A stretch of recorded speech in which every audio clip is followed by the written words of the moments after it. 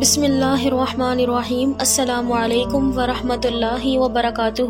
تبرستان میں ایک ظالم بادشاہ تھا۔ اس کا ظلم اس حد تک بڑا ہوا تھا کہ شہر کی دوشیزہ لڑکیوں کی آبرو ریزی کرنا اس کے نزدیک کوئی جرم ہی نہیں تھا۔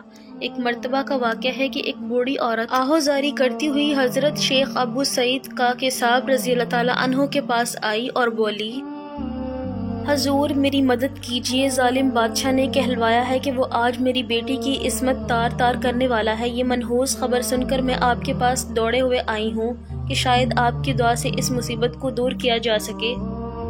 حضرت شیخ ابو سعید کے صاحب رضی اللہ تعالیٰ عنہ نے ضعیفہ کی بات سن کر چند منٹ کے لیے سر جھکائے رکھا اور پھر سر اٹھا کر فرمایا، بوڑھی ماں، زندوں کے اندر تو کوئی ایسا نہیں رہا جس کی دعا سے یہ مصیبت ٹالی جا سکے۔ تو فلاں قبرستان جا، تجھے وہاں ایسا شخص ملے گا، وہ تیری مصیبت دور کرے گا۔ ضعیفہ قبرستان پہنچی تو وہاں ایک حسین و جمیل خوش لباس نوجوان سے اس کی ملاقات ہوئی، جس کے لباس سے خوشبو پھوٹ رہی تھی۔ ضعیفہ نے اس نوجوان کو سلام کیا۔ جوان نے جواب دینے کے بعد اس ضعیفہ سے حالات پوچھے۔ اس نے سارا واقعہ بیان کر دیا۔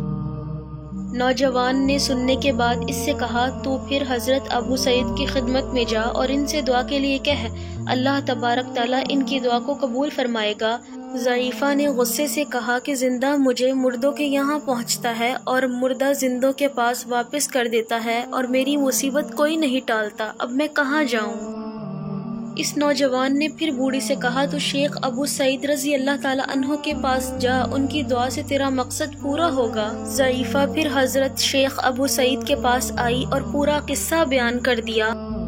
حضرت شیخ ابو سعید رضی اللہ تعالیٰ عنہ نے فکر میں سر جھکایا اور ان کا پورا جسم پسینے سے تتر بتر ہو گیا۔ پھر ایک زوردار چیخ ماری اور منہ کے بل گر پڑے۔ اسی وقت شہر میں شور برپا ہوا۔ لوگ کہہ رہے تھے کہ بادشاہ فلاں ضعیفہ کی بیٹی کی عصمت تار تار کرنے کے ارادے سے جا رہا ہے۔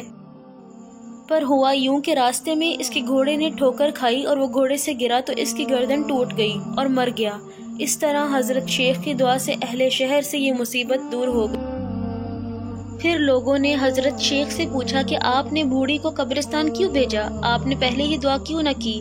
تو شیخ نے کہا، میں یہ بات پسند نہیں کرتا تھا کہ وہ میری دعا سے ہلاک ہو، اس لیے میں نے پہلے بڑھیا کو حضرت خضر علیہ السلام کے پاس بھیجا، تو انہوں نے پھر اسے میرے پاس بھیجا کہ ایسے ناپاک انسان اور ظالم کے لیے بد دعا کرنا جائز ہے۔ مزید ایسی اسلامک اور سبق آموز ویڈیوز دیکھنے کے لیے ہمارے چینل ماریہ خان وائس کو سبسکرائب کریں۔ اللہ حافظ۔